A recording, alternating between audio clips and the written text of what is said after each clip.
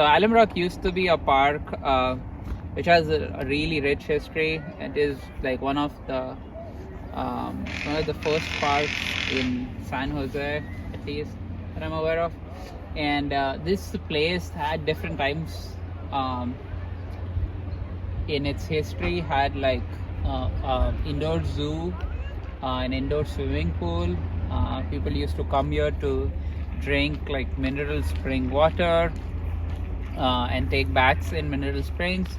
And the one of the things this park was super popular was because there used to be narrow gauge rail that would connect downtown to this park, and people used to visit this a lot during the weekends. Swimming pool also, like almost like a slide which is like 1 story high or like 2 story highs. No, maybe 1 story, 2 story, maybe 2 high. And yeah, it was pretty big. So I believe the swimming pool was on that side that they demolished. And there might be some remnants on that side, but yeah, this park has a really rich history. But mostly it really stinks.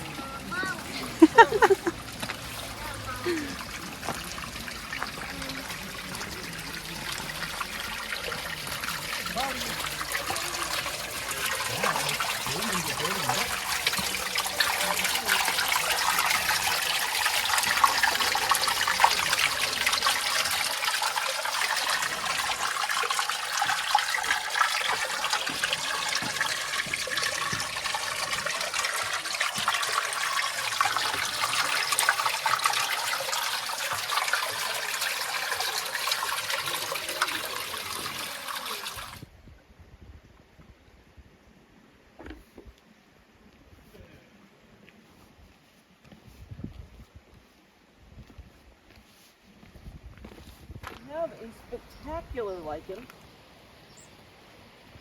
This one is in the rock shield lichen family. I would have to take it to my handy chemical lab, which I do not have, if I were going to get it to species. But it's kind of enough for me just to see this intensive beauty. These are called apothecia. They're raised cones and they are part of the reproductive structure. And this one is what's called a foliose lichen because it has 2 sides like a piece of foliage. It has an upper and a lower side. So I'm going to take a picture like this for the BioBlitz, and then I'm going to zoom in on those apothecia because I think they're pretty and because they might help someone else get it to species. Now again, I'm not yet advanced enough in lichenology to know precisely what species this is. But by entering it in a BioBlitz, it's possible someone else will know the species. It's also possible that people who understand lichens better or are studying them, say in a decade or 2, will think, wow, everybody took a picture of that lichen. It must have been prominent. And then they know they can come back here to study it. Okay, now, if you come over here, we have yet another beautiful lichen, because once you start seeing them, they just don't stop. This one has the added advantage of being yellow. It too looks like little cut up cubes. This one is called yellow, I believe this one is yellow map lichen. It might be yellow cobblestone. I'll have to check. But you'll see that it expands. Sometimes it's very dense, other times it's more diffuse. It can even follow lines or fissures in rock once you start seeing them, like this one does, being more elongate than some of the others near it.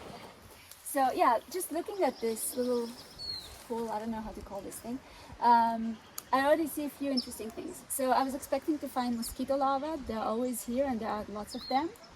So I can see the mosquito larvae, I can see some adult mosquitoes, and I can see mosquito eggs, which are pretty cool. They're called raft. They float on the water. And I also see some random things that just, fell into the water. So there's a really interesting caterpillar here. It's either a caterpillar or some insect larva. We could rescue it and get it out of the water. It's right in there swimming. And it's pretty interesting. I'm not entirely sure what it is. When you get closer to them, they start swimming, usually. And then you can see tiny ones. And you can see some mosquito eggs this is the raft, but this is an interesting lava and I want to get it out and see what it is. I think it's a bitter lava. So yeah, let me get some of my gadgets out. My most important gadget is this, an ice cream spoon. Luckily I eat lots of ice cream, so I get lots of spoons. But it makes the perfect background for a little insect. So cute, look at that.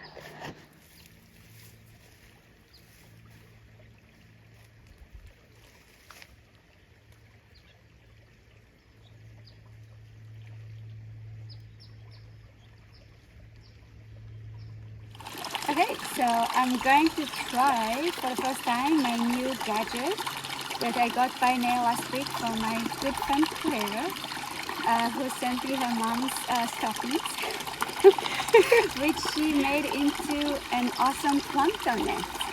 Because I was complaining about not having a plankton net, and she's like, oh, I've made one and I can send it to you with some extra stockings.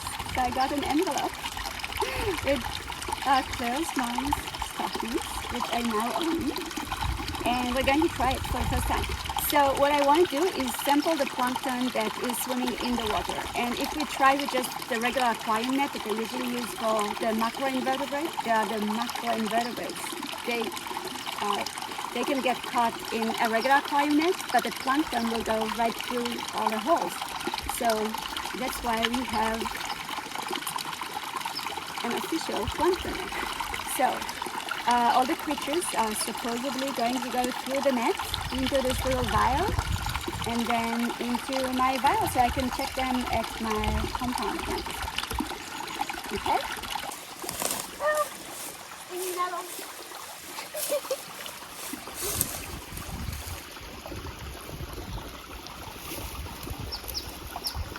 Oh, nice. We got all the nice flow of the creek.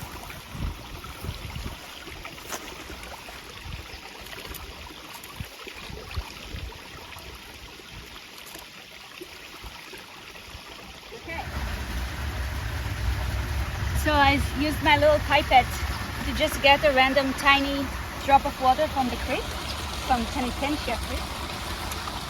And now I put it on my little microscope here. Put it on a slide and covered it. And now I have a slide from the creek with some live things. And I saw stuff, so I had 100 times 100 magnification, and I was able to see some diatoms which are related to kelp. It's kind of an algae, but it's an algae that moves and swims around, and it looks amazing, but it's microscopical, so you can only see them using a microscope, which now we have. So we've never done this before in the field, and this is really fun because you could just take a tiny drop of water and discover a whole bunch of things that you cannot see without a microscope. And we can try and attach the phone so we can actually document them and get them identified. So what I'd like to do is I'd like to take photos and then upload them to iNaturally. And then I can add them to a project called Microscopic Microbes, which is my new favorite project. And great experts can help us identify what we have there. Because I'm just learning. I keep getting them completely wrong, which is kind of fun. But there's some other people who already know what they're doing, and they can help us identify what we find. Okay, now we can actually try a different magnification, because it's from 100 to 250.